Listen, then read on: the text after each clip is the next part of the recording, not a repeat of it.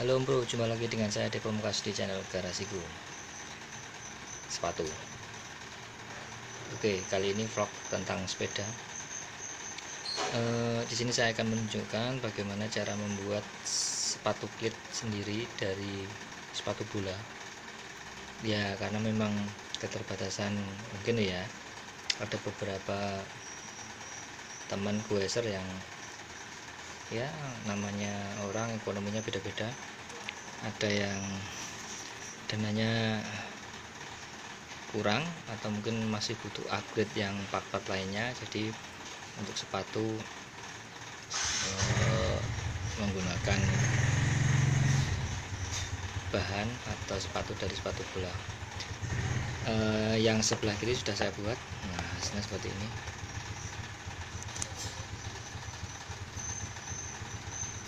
Ini sudah saya pas, saya ukur di sepeda saya sudah bisa. Yang sebelah kanan belum. Nanti akan saya coba tunjukkan urut-urutannya cara membuatnya. Oh ya, untuk catatan, untuk kalau membeli, oh ya, kenapa sepatu bola? Karena sepatu bola ini sole-nya yang bawahnya ini keras, jadi ditekuk agak susah. Tapi ini masih tergolong bisa ditekuk, lentur.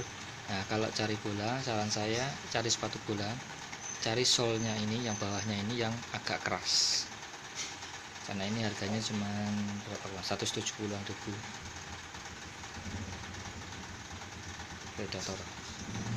Tapi sudah bisa digunakan. Cuman kalau untuk transfer power lebih stiff, lebih kaku, lebih bagus. Gitu ya. Oke. Kita eksekusi. Saya tunjukkan bagaimana cara membuatnya. Untuk yang pertama, karena ini sepatu bola pastinya ada poolnya, gerigi-geriginya ini. Nah, ini harus diiris semuanya. Yang depan ini yang kebetulan yang punya saya ini ada 1, 2, 3, 4, 5, 6, 7. Ini harus diiris semuanya.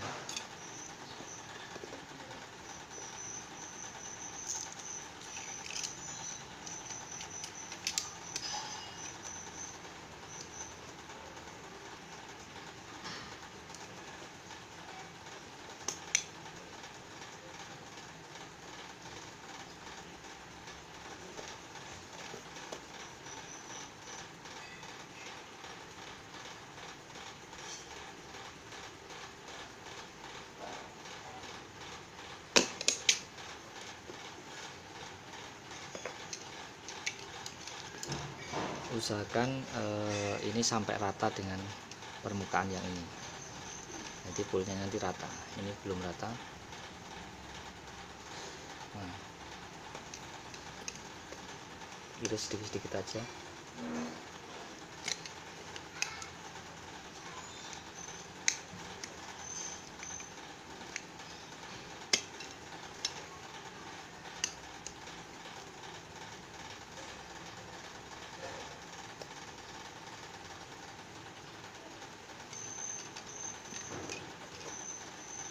Oke, ini sudah rata.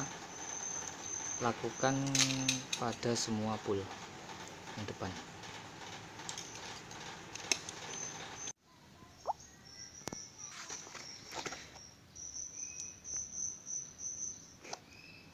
Oke om, ini sudah rata semuanya. Ini memang tipe poolnya seperti ini, jadi ini bolong gampang aja. Nanti bisa ditambal pakai lem silikon atau jenisnya. Yang penting udah rata dulu. Selanjutnya akan kita tempelkan ke sepeda untuk mendapatkan tapak pijakan yang pas. Langkah selanjutnya adalah membuat tanda. Jadi apa namanya itu, dimana tulang tonjolan jempol yang sebelah sini, cari aja tulangnya di mana. Nah, sini, sebelah sini. Nah, tarik ke bawah. Nah, ini sudah saya tandai yang ini.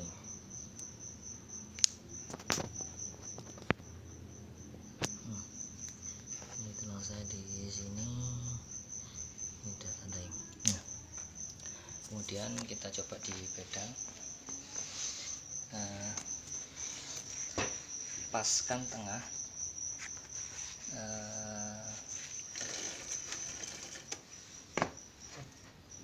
ini antara ini dengan garis yang tadi itu harus pas di tengah. Nah, kemudian kalau sudah ini letakkan sejajar, kalau sudah di sini juga harus ditandai pas di tengah. Coret aja, ini sudah saya tandai. Nah, setelah itu tarik.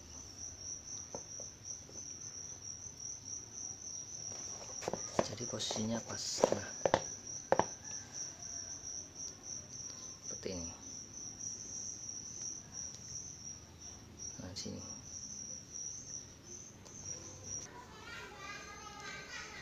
Nah, oke, setelah tadi ditandai, ini sini sama yang sini posisinya gini ya, jadi udah ditandai. Nah, gini untuk klit ini saya pakai Shimano SH11, tapi sebenarnya semua klit sama, jadi begini. Nah, di klit itu ada semacam penanda. Nah, ini ada penanda ini seperti ini, garis seperti ini. Nah, ini ada terletak di kanan dan kiri. Nah, atau bagian luar dan dalam, ada semua. Nah, jadi pasti ada tandanya seperti ini, garis ini. Nah, ini adalah patokan untuk mempermudah kita dalam pemasangan klit di sepatu, yaitu tinggal ngurutkan aja antara garis ini merah dengan tanda ini, garis ini. Nah, ini nanti pasti akan sudah pas. Sama, sebelah sini juga seperti itu. Antara merah dengan tanda ini sejajar. Usahakan sejajar, enggak harus 100%.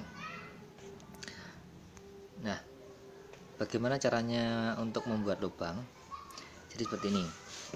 Ketika sudah antara garis merah dengan tanda di klit sudah lurus, bagian luar dan bagian dalam, posisikan ujung klit ini ya sekira bisa lurus, antara ditarik garis lurus, antara mulai dari sini lurus sampai ke belakang. Dikira-kira aja. Loh, kenapa kok dikira-kira? Nah, inilah nanti fungsinya dari baut adjusternya ini. Nah, jadi di sini terdapat lubang, jadi masih bisa digerak-gerakkan. Nanti waktu pas penyetelan sudah selesai, kemudian setel di dalam pedal, dimasukkan dan dicoba-coba nanti pasnya di mana. Nanti tinggal ngencangkan nanti. Nah, untuk membuat lubangnya tadi, ini dipaskan dulu ya, kembali lagi dipaskan di bagian luar dan dalam, lalu tarik lurus, sekira lurus pas di tengah klit, pegang, kemudian tandai saja bagian yang mau dibur. Nah, tandai pakai ballpoint, tik tik tik. Nah, ini anggap bautnya belum ada, tik tik tik. Nah, menandainya berarti menandai di sole sepatunya di bawah sana, yang warna putih-putih ini sini. Nah, tanda aja sekira tengah, kemudian udah ini klitnya dilepas dulu, baru dibur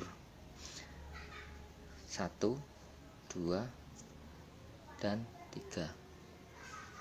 Nah, gimana ngeburnya? Nah, kemarin kan ini ada 2 lapis, ini busa 1, yang kedua seperti karton tebal. Nah, di depan sudah saya tunjukkan.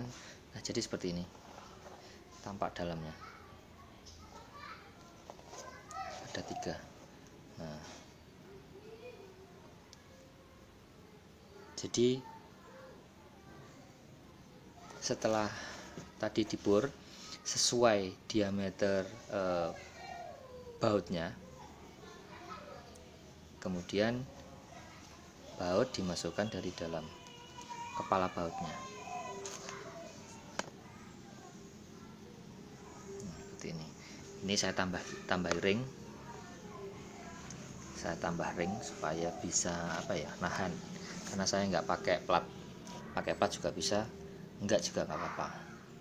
Tapi ini saya kasih ring aja. Kemudian kan sudah masuk di sini 3, 1, 2, 3. Tinggal pasangkan klitnya lagi, ceplak. Paskan. Nah, ini pasti akan sudah lurus dengan pedalnya. Nah, kemudian udah pasang aja bautnya. Kencangkan, lalu dicoba dipasang ke klit. Nah, setelah itu tadi kembali ke proses fitting. Fitting artinya apakah kurang sudutnya kurang begini, atau kurang begini, atau kurang maju, atau kurang mundur. Cari sela yang paling pas. Memang nggak bisa langsung dapat settingan yang pas, harus beberapa kali. Nah, gitu, udah sampai di sudah selesai. Kalau sudah mendapatkan settingan, kemudian tinggal ngencangkan. Dan ada baiknya kalau sudah mendapatkan settingan yang pas,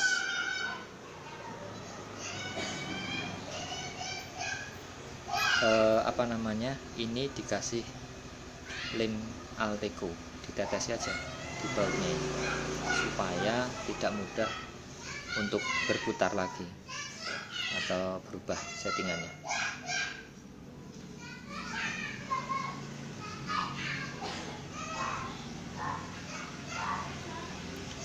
Oke. Nah, kemudian sampai di situ udah selesai. Ini tinggal masukkan lagi aja karton sama gabusnya, udah selesai, nggak apa-apa. Bisa kembali dilem, bisa tidak. Punya saya tidak, karena nanti kalau pas misalkan mau ganti bautnya tidak repot ngelentek lagi. Ini aja udah aman. Kalau udah saya pakai beberapa kali juga sudah aman, nggak ada masalah ya. Nah, sampai di situ saya kira sudah paham. Nah, mungkin ada pertanyaan juga sebelumnya. Lah, ini nanti gimana kok nggak dikasih plat di dalamnya yang tadi? Di dalam tadi nggak dikasih plat, apakah tidak akan lepas? Nggak. Jawabannya nggak. Selama ini saya pakai enggak, karena tadi sudah saya tambahi ring, jadi bisa nopang, jadi enggak langsung copot bautnya. Itu enggak, sudah cukup. Dan ini waktu dikencangkan pun juga solnya ini juga akan ikut ketarik, jadi akan sudah mepet antara klit dengan ring yang di dalam tadi, jadi sudah jepit gini gitu, jadi aman. Catatan yang kedua, ini baut ini harus tidak boleh lebih tinggi dari permukaan ini, dilihat dari samping. Nah, seperti ini. Nah, ini baut ini dua ini, yang kalau depan saya sudah pasti tidak masalah, yang penting ini diratakan aja ya. Ini sudah nggak bakal, karena ini dalam banget. Nah, ini udah nggak kelihatan dari samping. Tapi yang dua ini, kenapa ini saya gerinda?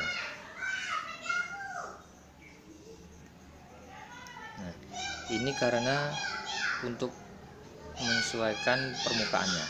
Nah, ini sudah terlihat jelas, sudah tidak sudah rata. dengan permukaan ini. Jadi betul-betul rata.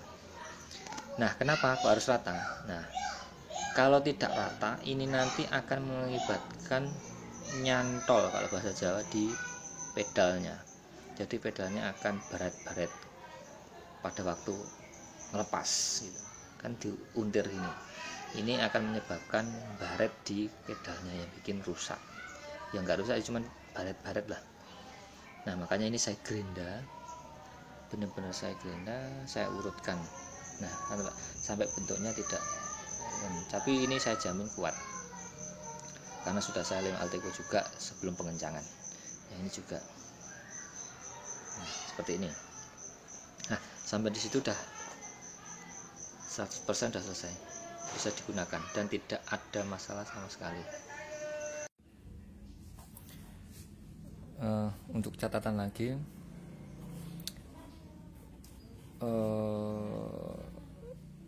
apakah saya sangat merekomendasikan sepatu bola untuk dijadikan sepatu road bike? Jawabannya 50-50. Sepatu ini hanya saya gunakan saat ya latihan goes biasa aja. Jadi tidak saya gunakan pada waktu ya mungkin kalau event-event ya bisa sih digunakan. Jadi begini, sepatu bola yang dijadikan road bike, sepatu bola lah, itu memang tidak sama persis dengan sepatu road bike. Nah, kelemahannya sepatu bola ini di bagian depan ini cenderung ngerucut, sedangkan sepatu road bike agak melengkung, jadi tidak begitu mengerucut. Nah, oleh karena itu nanti konsekuensinya kalau memakai sepatu bola untuk road bike,